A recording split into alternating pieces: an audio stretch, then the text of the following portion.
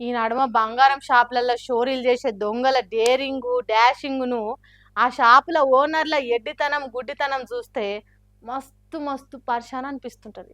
కండ్ల ముందే కాసులు ఎండి బంగారాలను ఎత్తుకొని పోతుంటే కనిపెట్టలేకపోతున్నారు.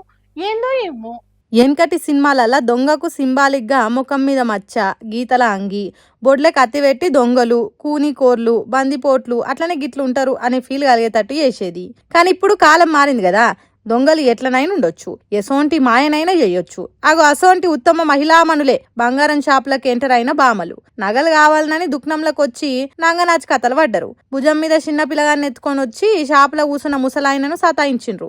అటు తిప్పి ముసలి తాత కండ్లు కప్పి చిన్నగా మెల్లగా షాపులున్న బ్యాగును తీసింది. సంచి తీసిన తర్వాత క్షణం కూడా ఆలస్యం చేయకుండా సంకల పెట్టుకొని పిల్లగాన్ని ఎత్తుకొని వెనుకకు మర్రి కూడా చూడకుంటే వెళ్ళిపోయిండ్రు. పాపం ముసలి తాత వీళ్ళు ఎందుకు వచ్చిండ్రు, ఏం కొనకుంటే ఎందుకు వెళ్ళిపోతున్నారు అని బిత్తిరి ముఖం వేసుకొని వాళ్ళ దిక్కే చూస్తున్నాడు. కానీ ఎలుకను పట్టే పిల్లి నక్కి ఒక్కసారి అందుకున్నట్టు నల్లికుట్లు వేషమేసి బ్యాగును నలిచిన సంగతి కనిపెట్టలేకపోయిండ్రు.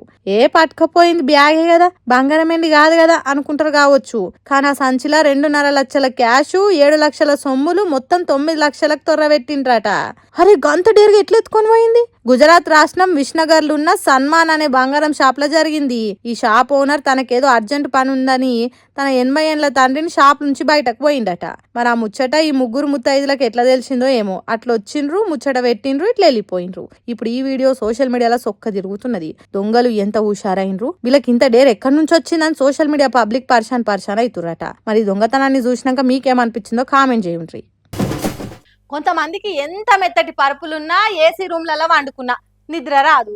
అటు బొర్రి ఇటు బొర్రి ఆఖరికి అర్ధరాత్రో వండుకుంటారు. కానీ ఇంకొంతమంది కుర్చీలో కూస్తున్న కూరుపాట్లు పడతారు. అట్లా పడుకుంటారు, ఇట్లా గుర్రు కొడుతూనే ఉంటారు. వాళ్ళకంటే ఇంకింత నిద్రమత్తు ఉండేటోళ్ళు ఉంటారు.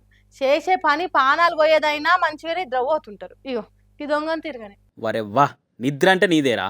భూకంపాలు, సునామీలు, భూమి తలకిందులైనా మంచిదే అన్నట్టు ఎట్లా వండుకున్నాడో చూడుర్రి.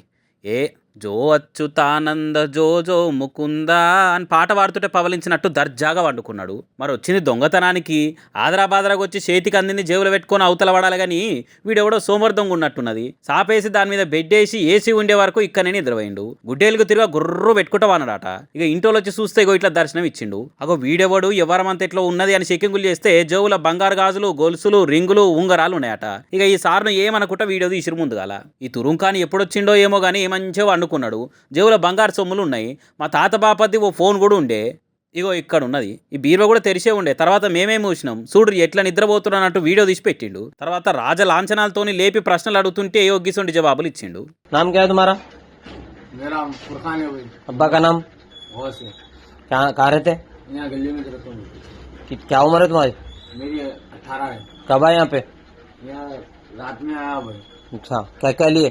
चाय की हाथ तो नहीं है भाई, ये भी निकाला करते हैं और यहाँ सो भी आता रहते, कोना वना भी ले आता रहते। हो गई गलती, माफी चाहता हूँ भाई। दरवाजे 2 बार कहीं को लगा के बाहर दरवाजे भी लगाया करते भाई। और कहते क्या कहते, तुम्हारा याद नहीं है? मेरे को तो याद तो नहीं है। दरवाजे भी लगाया बोल के बोले लगाया हूँ भाई, मेरे को तो याद तो नहीं है। अरे भाई आया कहाँ से तू? मैं यहाँ से आया, नहीं मालूम, मेरे को याद तो नहीं है। उन्हें बच्चा आया तो छोटा, क्या नाम है उसका?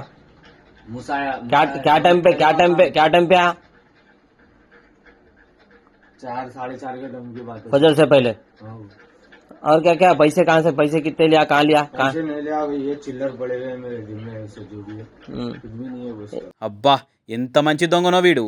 పేరు, ఊరు, దొంగతనం చేసిన తీరు, ఇంట్లో వచ్చిన టైము అన్ని సిగ్గుపడకుండా సిన్సియర్గా చెప్తున్నాడు. మరి ఇంట్లోకి ఎట్లా వచ్చినారా, తలుపు తాళం ఎట్లా వాళ్ళకి కొట్టినా అని అడిగితే మాత్రము నాకు యాదికి లేదు అని అంటున్నాడు.